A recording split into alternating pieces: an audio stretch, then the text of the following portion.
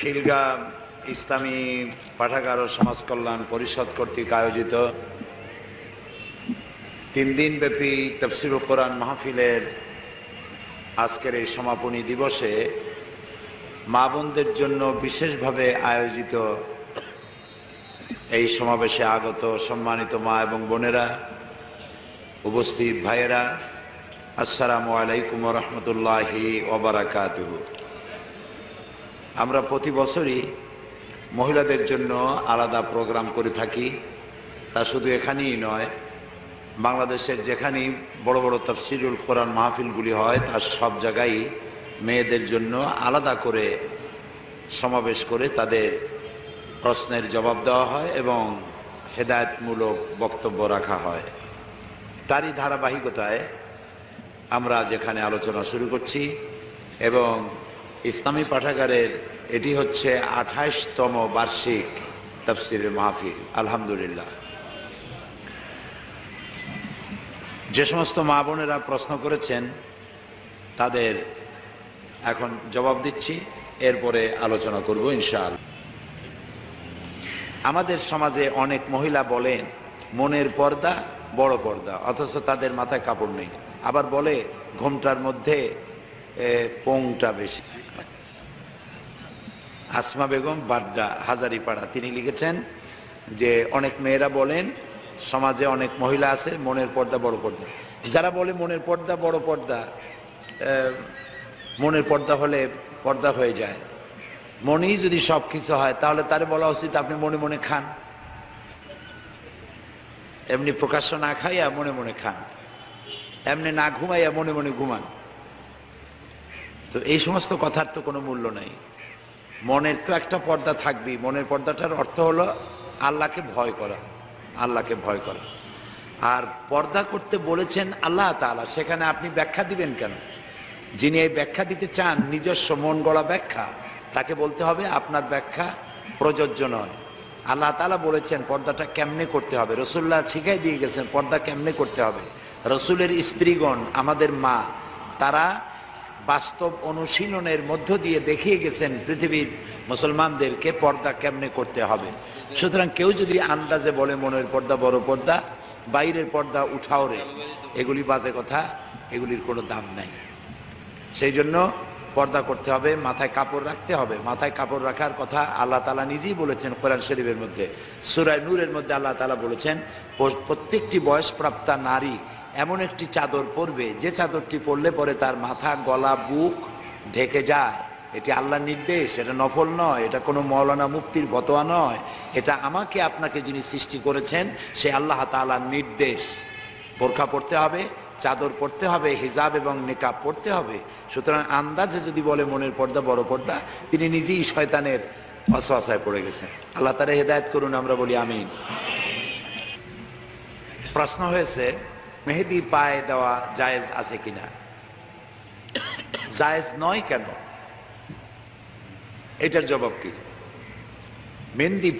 মেহেদি পরা পায়ে জায়েজ নয় কেন? কেউ কেউ চিন্তা করে যে মেহেদি, নবী করিম সাল্লাল্লাহু আলাইহি ওয়াসাল্লাম মেহেদি পরেছেন দাড়িতে, এই জন্য এটা পায়ে লাগানো ঠিক না। রাসূলুল্লাহ সাল্লাল্লাহু আলাইহি ওয়াসাল্লাম মেহেদি ব্যবহার করেছেন, এই কথাটাই আসলে ঠিক না। রাসূলুল্লাহর মেহেদি পরার দরকার হয়নি, কারণ তিনি ইন্তেকাল করার সময় তার মাথার চুল আর দাড়ি মোবারক থেকে পেকেছিল মাত্র 17 গাছা চুল, এজন্য মেহেদি পরার কোনো দরকার হয়নি। সাহাবীরা পড়তেন, রাসূলুল্লাহ তা পছন্দ করতেন। আর মেয়েরা মেহেদি পরুক, এটা রাসূলুল্লাহ পছন্দ করতেন। কাজী আপনি আপনার হাতে পায়ে আপনি মেহেদি আপনার নিজের খুশি মতো পড়তে পারেন। হোসনে আরা হেনা আলিম, প্রথম বর্ষ, তামিরুল মিল্লাত মাদ্রাসা, প্রশ্ন করেছে রাস্তা যেতে গিয়ে দেখতে পাই যে বিভিন্ন ধরনের মেয়েরা বিভিন্ন রঙের, বিভিন্ন ডিজাইনের বোরকা ও স্কার্ফ পরে চলাফেরা করছে, এতে কি তাদের পর্দার খেলাপ হচ্ছে না? এমনিভাবে তাদের প্রতি পরপুরুষের কুনজর পড়ছে না? বোরখা, স্কার্ফ, হিজাব, নিকাব এগুলি হলো পরপুরুষের কুদৃষ্টি থেকে নিজেকে ঢেকে রাখা, আকর্ষণীয় করে নিজেকে তুলে না ধরা। এজন্য বোরখা পরা। এখন বোরখাটাই যদি আকর্ষণীয় হয়ে যায় তাহলে তো আরো সমস্যা হবে। এই জন্য আপনার বোরখা পরা কেন? যাতে করে অন্যর দৃষ্টিটা সরাসরি না পড়ে, কেউ যাতে ইচ্ছে করে বারবার না তাকায়, সেই জন্যই বোরখাটা পরা। বোরখা পরলে মর্যাদা বাড়ে। বোরখা পরলে কি হয়? মর্যাদা বাড়ে।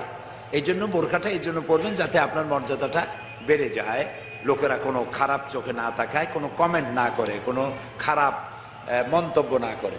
সেখানে যদি স্কার্টটা বোরখাটা অত্যন্ত ডিজাইন করা, খুবই সুন্দর করা, অনেক এমব্রয়ডারি করা, এগুলি যদি হয় তাহলে ওগুলির দিকে একবার চোখ পড়ে আবারও চোখ পড়তে চাইবে মানুষের চক্ষু খুব সুন্দর জিনিস, নান্দনিক জিনিসকে দেখতে পিয়াসী মানুষের চোখ।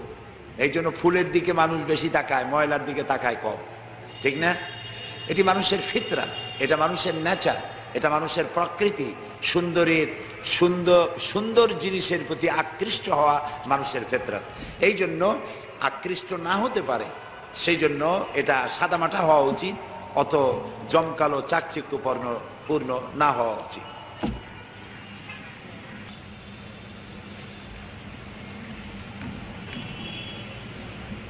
উম্মে হাবিবা প্রশ্ন করেছেন, মাসিক অবস্থায় মহিলাদের কোরআন পড়ানোর নিয়মটা বলবেন, বানান সহ হারাকাতের উচ্চারণ করে দেওয়া যাবে কিনা?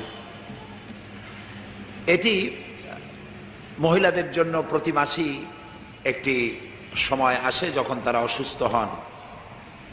এই সময় নামাজ পড়া জায়েজ নাই, রোজা রাখা জায়েজ নাই, কোরআন স্পর্শ করা, কোরআন শরীফ তেলাওয়াত করা, মসজিদে যাওয়া, হারাম শরীফে প্রবেশ করা, মসজিদে নববীতে প্রবেশ করা ইত্যাদি এই সময় জায়েজ নাই। এই সময় তিনি যদি শিক্ষয়িত্রী হন কোনো মাদ্রাসার, অথবা কোনো বাচ্চাদেরকে তিনি কোরআন পড়ান, এরকম যদি হয় তাহলে তিনি শব্দে উচ্চারণ করে পড়াবেন। আলিফ নুজবর আন, নুজবর না, আন্না, এইভাবে করে এক একটা শব্দ হারাকাত দিয়ে ভিন্ন ভিন্ন করে পড়াবেন, জোড়া লাগায় দেবেন না। আরেকটি শব্দ একসাথে করে কি হয় এটা আপনি জোড়া লাগায় পড়বেন না, একটা শব্দ আলাদা আলাদা করে হারাকাত দিয়ে আপনি এটা আপনার ছাত্রী বা ছাত্রদেরকে পড়াতে পারবেন।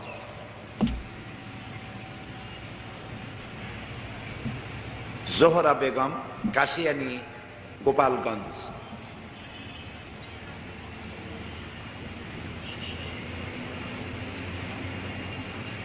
আমি একজন কলেজের ছাত্রী, আমার দীর্ঘ দিনের ইচ্ছা পবিত্র কোরআন বুঝে পড়ার, কিন্তু কলেজে সে পদ্ধতি নেই। এখন কিভাবে এই আরবি ভাষাটা শিখতে পারি এ ব্যাপারে আপনার পরামর্শ চাই। একটু আগেই এই প্রশ্নের জবাব, আরেক প্রশ্নের জবাবে আমরা এই কথা বলেছি।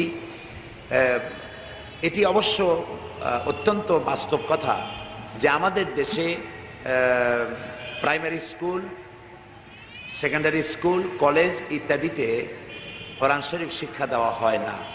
এটি আসলে খুবই দুঃখজনক। এটি হওয়া উচিত। প্রাইমারি স্কুল থেকে যদি এই শিক্ষা ব্যবস্থাটা থাকতো তাহলে খুবই ভালো হতো। আমরা এত সময় নষ্ট করি, একটা ঘন্টা, তা যদি সপ্তাহেও হয় একটি ঘন্টা ধর্ম শিক্ষার জন্য, ইসলাম শিক্ষার জন্য, কোরআন শিক্ষার জন্য যদি হতো তাহলে মুসলিম সন্তানেরা অসুবিধায় পড়তো না। এই জন্য ধর্মীয় শিক্ষা বাধ্যতামূলক করার জন্য আমরা অনেক দাবি দেওয়া করেছি, দাবি দেওয়া অব্যাহত রেখেছি। হয়তো এমন কোনো সময় আসবে যখন ধর্ম শিক্ষা বাধ্যতামূলক হবে। ধর্মীয় শিক্ষা বাধ্যতামূলক করার অর্থ এই নয় যে হিন্দু খ্রিস্টানদেরকে ধরে ধরে মুসলমান বানানো হবে, তা না। বরং হিন্দুরা তাদের ধর্ম শিখবে, খ্রিস্টানরা তাদের ধর্ম শিখবে, বৌদ্ধরা তাদের ধর্ম শিখবে, মুসলমানেরা ইসলাম শিখবে। যার যার ধর্ম শিক্ষা করা বাধ্যতামূলক। এটি যদি হয় তাহলে মানুষের সদাচারী তারা হবে, সত্যবাদী হবে, ধর্মমানই ভালো। যেই ধার্মিক, সে হিন্দু হোক, সে খ্রিস্টান হোক, সে বৌদ্ধ হোক, যে ধার্মিক সেই ভালো মানুষ, ঠিক কিনা? এই জন্য ধর্মীয় শিক্ষা বাধ্যতামূলক হলে এই প্রশ্নটি আসতো না। যিনি এই প্রশ্ন করেছেন তাকে বলতে চাই যে একজন শিক্ষয়িত্রী রেখে, একজন মহিলা শিক্ষয়িত্রী রেখে তার কাছ থেকে কোরআন শরীফ শিক্ষা করে নেওয়া যেতে পারে। ঋতুবতী অবস্থায় কোরআন শরীফ ধরে পড়া যাবে কিনা? একটু আগেই জবাব দিয়েছি, যাবে না। উজু করার পর মাথার কাপড় পড়ে গেলে উজু ভঙ্গ হয়ে যাবে কিনা? না, উজু ভঙ্গ হবে না। মহিলারা বাসা থেকে উজু করে দূরে অন্য কোথাও গেলে সেই উজু দিয়ে নামাজ পড়া যাবে কিনা? উজু যেসব কারণে নষ্ট হয় সেই সব কারণ যদি না ঘটে তাহলে উজু নষ্ট হবে না।